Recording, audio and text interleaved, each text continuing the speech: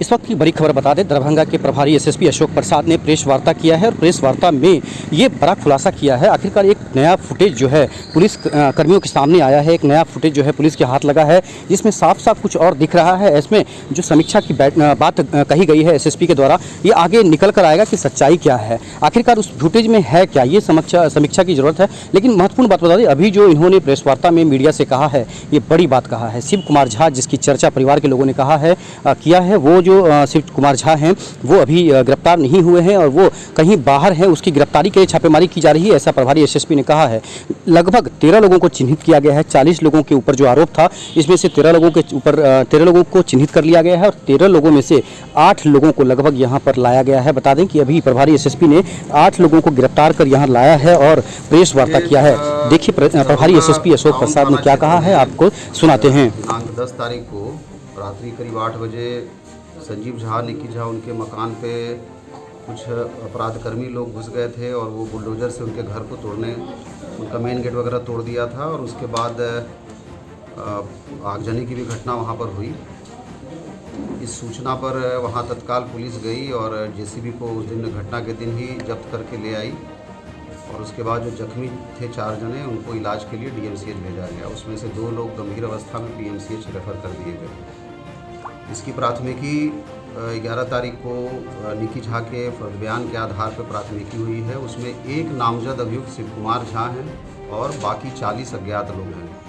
उन 40 अज्ञात लोगों का हम लोगों ने अपने जो टेक्निकल टीम है और जो साइंटिफिक तरीके हैं उससे हम लोगों ने पहचान किया और तकरीबन 13 लोगों की पहचान अभी तक हुई है। उसमें से 8 अभियुक्तों की गिरफ्तारी मधुबनी और मुजफ्फरपुर और दरभंगा से की गई है और जो 5 अन्य जो आइडेंटिफाइड हैं उनकी भी शीघ्र गिरफ्तारी होगी। और जो एक नामजद मुख्य अभियुक्त हैं शिव कुमार झा, उनके संबंध में भी हमारी टीम लगी हुई है और विलम्ब कुछ दिनों में उसकी भी गिरफ्तारी हम लोग कर पाएंगे।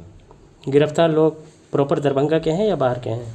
नहीं, सभी दरभंगा के ही रहने वाले हैं। दरभंगा। जो घटना घटी थी उसमें आग लगाने की बात आई थी, उसमें कितनी सच्चाई, क्या हुआ था?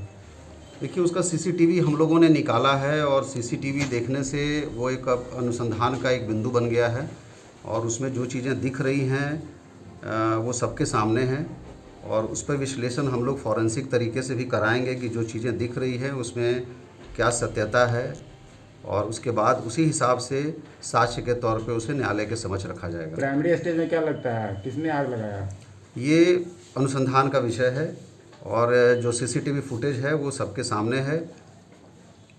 जो पीड़िता है उनके एक बच्चे भी उनके कोख में मरे हैं, क्या 302 या दूसरी धाराओं में भी? नहीं, वो चूँकि जब प्रेग्नेंट रहती हैं और उसका डेथ होता है तो उसके लिए अलग उपयुक्त सेक्शन बने हुए हैं आईपीसी में, उसके तहत कार्रवाई होगी। लेकिन लगातार पीड़िता जो है आरोप पुलिस पर लगा रही है, यहाँ तक कि आपका नाम भी लिया जा रहा है कि मिलने आए थे लेकिन मिलने नहीं मिला गया।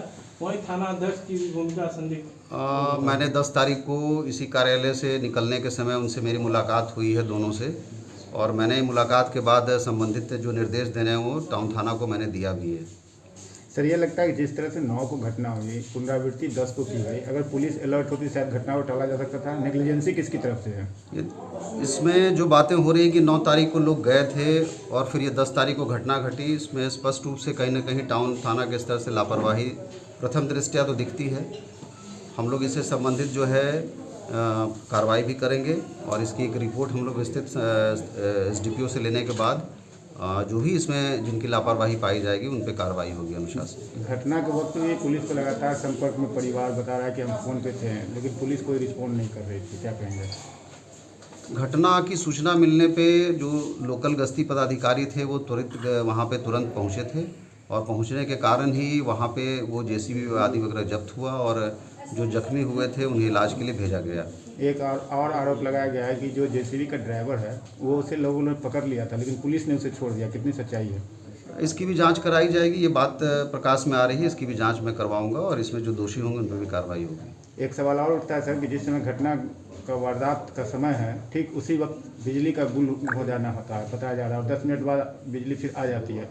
तो क्या लगता है कि ये एक संयोग है या फिर बिजली विभाग से भी मिली भगत कहीं ना कहीं लोगों को जानबूझकर अंधेरा किया गया घटना को अंजाम देने? इसकी जानकारी अभी आपके माध्यम से ही मुझे मिली है और इसमें कहाँ तक क्या सत्यता है, महज संजोग है या सुनियोजित तरीके से है, इस बिंदु को हम लोग देखेंगे अनुसंधान के क्रम में। जो घायल है सर उसकी क्या स्थिति है, कितनी क्रिटिकल है? अभी पीएमसीएच में इलाजरत हैं और डॉक्टर के हिसाब से अभी तक तो ठीक हैं।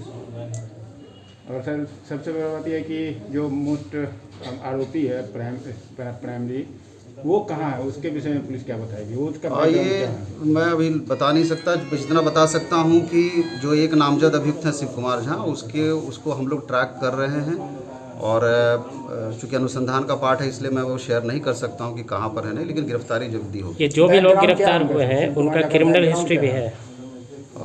अभी तक जो हम लोगों के पास है, जो थाने से रिकॉर्ड के हिसाब से कोई क्रिमिनल हिस्ट्री अभी तक नहीं देखा गया उनका, और हम लोग पता करवा रहे हैं। अन्य थानों में यदि कहीं होगी, दूसरे जिला में भी होगी तो पता कर लेंगे, लेकिन अभी तक एज ऑन रिकॉर्ड नहीं है। और जैसा बताया गया कि वो ठेकेदारी और इन सब आदि का काम करते हैं। ये सर आप मान रहे हैं कि अगर पुलिस अलर्ट होती तो घटना टाला जा सकता था? देखिए, ये तो एक विषय है जिस पर कि गहन समीक्षा करने के बाद ही कुछ कहा जा सकता है। कब तक उम्मीद है जो है वहाँ फरार आरोपी, वो कब तक पुलिस के हाथ चला जाए? नहीं, हम लोग पुलिस पूर्णतः सक्रिय है और किसी भी हाल में किसी दोषी को बख्शा नहीं जाएगा इसमें, और प्रत्येक की गिरफ्तारी होगी। घटना के 3-4 दिन से हो गए हैं, क्या पुलिस नोटिस की है उसको उपस्थित होने के लिए? नहीं, पुलिस पकड़ने के लिए और उसकी एक कानूनी प्रक्रिया होती है, उसके तहत हम लोग कार्रवाई कर रहे हैं। सर घटना घटने के बाद बच्चे गर्भ में उसकी मृत्यु हो गई, उसकी माँ इलाजरत है, भाई इलाजरत है, क्या माना जाए इसको सर? तो इसके संबंध में तो मैंने वक्तव्य दे ही दिया कि उसमें जो भी धाराएं उपयुक्त होती हैं उससे संबंधित, उसके विरुद्ध जो कार्रवाई होनी है वो होगी। सर उसमें वो मामला जो है, जो कोख में बच्चा डेथ कर गया है, तो उसमें क्या है धारा, किस तरह का धारा लगेगा? उसके बाद कोई इसका आईपीसी में किस तरह का एक्ट है, कुछ जानकारी? आईपीसी में कई प्रोविजंस हैं, जैसे 313 है, उसमें उसके तहत भी कार्रवाई होती है। तो हम लोग ये देखेंगे कि किस प्रकार से वो डॉक्टर के रिपोर्ट के आधार पर वो कार्रवाई होती है। तो अभी मैं इस संबंध में कुछ स्पष्ट रूप से नहीं बोल सकता हूँ। जब तक डॉक्टर के रिपोर्ट नहीं आ जाते हैं पीएमसीएच से, उसके बाद ही उसका जो धारा लगते हैं उसका समावेश होता है। पुलिस अब तक जो जांच करे सर, उसमें जो पीड़िता है उसके बयान के आधार पर करे या कुछ अलग भी हिंट्स मिल रहे हैं, लीड मिल रहे हैं पुलिस को, क्या है? जैसे ये शुरुआती दौर से माना जा रहा था, जो सामने आई बात कि उसमें जिंदा जलाने की बात कही गई, आपको क्या लगता है अब तक जबकि 36-48 घंटे हो गए हैं? देखिए, मैंने आपको बताया है कि ये घटना का पूरा सीसीटीवी कवरेज है, और मैंने आपको बताया कि वो एक अहम साक्ष्य होता है, और वो एक साक्ष्य ऐसा है जिससे कि साफ चीज़ें दिखती हैं कि कौन क्या कर रहा है, कैसे घटना हुई है वो दिख रही हैं, और कौन घटना करने के लिए आए वो भी दिखती है उसमें। तो उन सब चीज़ों को खंगाला जा रहा है, और एक एक चीज़ को साक्ष्य के तौर पे हम लोग अनुसंधान के क्रम में लाएंगे और फिर न्यायालय के समक्ष उसे रखा जाएगा। सीसीटीवी फुटेज में जो सारा दिख रहा है उसमें एक स्प्रे भी छिड़काव किया जा रहा है, क्या वो स्प्रे कोई तरल पदार्थ है, ज्वलनशील पदार्थ है? अगर बारीकी से देखें तो दिखाई देखिए, घटनास्थल से फॉरेंसिक टीम हमारी जो गई थी उसमें बहुत सी चीज़ वहाँ से लेके आई है, और उसको हम लोग उससे कॉरोबोरेट करेंगे कि जो ज्वलनशील चीज़ थी वो क्या था। पुलिस इस पॉइंट पर भी सर तहकीकात कर रही है क्या कि खुद को भी उन्होंने आग लगा लिया और फंसाने का काम किया हो, कि इस बिंदु को पुलिस ध्यान में रख रही है? देखिए, वो मैंने बताया कि जो साक्ष्य हैं वो एक अनुसंधान का विषय होता है, और वो अनुसंधान में जो चीज़ें आएंगी वो समय के साथ आप लोग को पता चल जाएगा। जो गिरफ्तार हुए हैं लोग सर, उन्होंने क्या बताया, किस तरह से प्लान हुआ था, क्या प्लान हुआ था, क्या जानकारी शेयर करेंगे? वो चीज़ें भी अभी मैं डिस्क्लोज़ नहीं कर सकता हूँ। बस इतना बता सकता हूँ कि ये लोगों को हायर किया गया था, और हायर करके ये लोग वहाँ घटनास्थल पे गए थे। जेसीबी किनका है सर? जेसीबी के संबंध में अभी तक स्पष्ट नहीं हो पाया है, चूँकि उस पर टेम्परिंग की गई है, और उस टेम्परिंग के से स्पष्ट प्रमाण नहीं मिल पा रहे हैं, और लेकिन फिर भी हम लोग लोकेट कर लेंगे उसको। एफएसएल की जांच कब तक, फॉरेंसिक टीम की रिपोर्ट कब तक आने की उम्मीद है? ये जल्दी ही, हम लोगों ने भी उनसे रिक्वेस्ट किया है कि अविलंब जल्दी से कर ले। उसका एक प्रक्रिया होता है, टाइम नॉन्ग होता है, उसके अंतर्गत वो देते हैं। सर फॉरेंसिक टीम के पदाधिकारी का कहना है कि जितना जल्दी अनुसंधान करता हमें सारा साक्ष्य दे देंगे, हम उतना जल्दी रिपोर्ट सौंप देंगे।